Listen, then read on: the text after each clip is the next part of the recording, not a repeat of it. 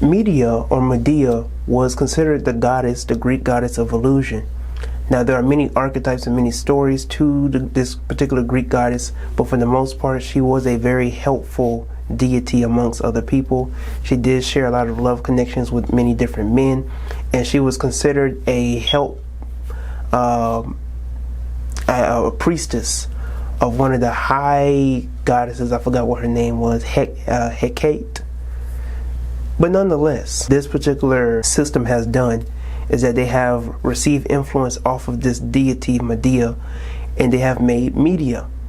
And what media has done is that they have propagated things that you assume to be real.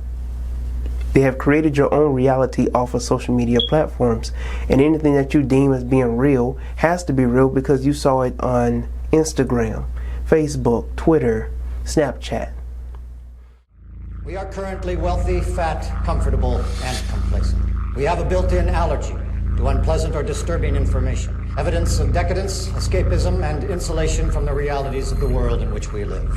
But unless we get up off our fat surpluses and recognize that television in the main is being used to distract, delude, amuse, and insulate us, then television and those who finance it, those who look at it, and those who work at it may see a totally different picture.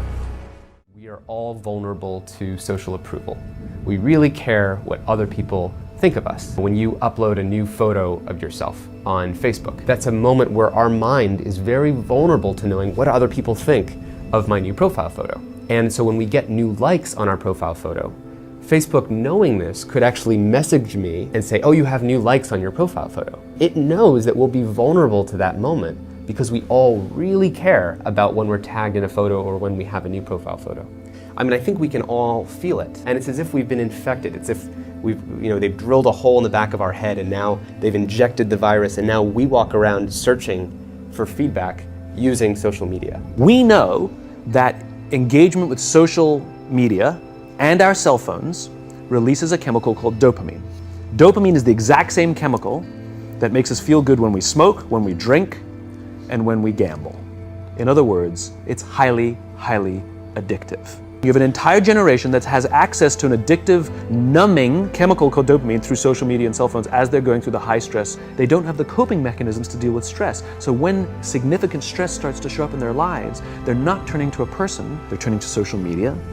They're turning to these things which offer temporary relief. We know, the science is clear, we know that people who spend more time on Facebook suffer higher rates of depression than people who spend less time on Facebook. That's a problem. That's an addiction. If you're sitting in a meeting with people you're supposed to be listening to and speaking, and you put your phone on the table, you're just not that important to me, right? So you have an addicted generation that doesn't have the skill set to ask for help. Combined with the fact that they're so good at Facebook and Instagram, they're good at putting filters on everything. So they're good at showing you how smart and strong they are. These kids who commit suicide, you go look at their Instagrams, you would have no clue that they were depressed. People look like they have a much better life than they really do. People are posting pictures of when they're really happy. They're modifying those pictures to be better looking. People basically seem they're way better looking than they basically really are, and they're way happier seeming than they really are. So if you look at everyone on Instagram, you might think they're all these happy, beautiful people, and I'm not that good looking and I'm not happy, so I must suck. Some of the happiest seeming people, actually some of the saddest people in reality. Social media isn't real, but you don't ever see real life, the 99% of our lives, the behind the scenes, the unglamorous, unfiltered, day-to-day, bland normality. And you end up comparing your behind the scenes to other people's fake highlight reel and using others as a mirror or benchmark for how you should look, how successful you should be, or how you should live. You'll become your happier self when you stop putting pressure on yourself to be more like someone else. And if you watch American Gods, they really get to the nail and to the point of media and how media is its own deity. And they do anything that they can to instill fear into you. They instill their agenda into you.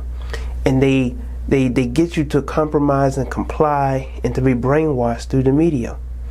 It's one of these episodes, I believe it was in season 3, where Shadow Moon was on the run, and the media made everybody scared of him. And this is what media has the ability to do. They can turn you into a good guy or a bad guy without any without any reasons whatsoever possible. And the same thing now happens where you have certain people like us who will get instilled and brainwashed by the media, and it will get such to a point to where we will push agendas that they instilled or that they created from the start. Talking about police brutality, and you over here pushing the videos where people are getting shot in cold blood. You pushing videos where certain children are getting kidnapped. What does this do though? You want to instill fear into your own audience. You're pushing their agenda. You're doing the work for them. You want to talk about assault and what happens and how women get taken advantage of? Okay, let's have a productive conversation.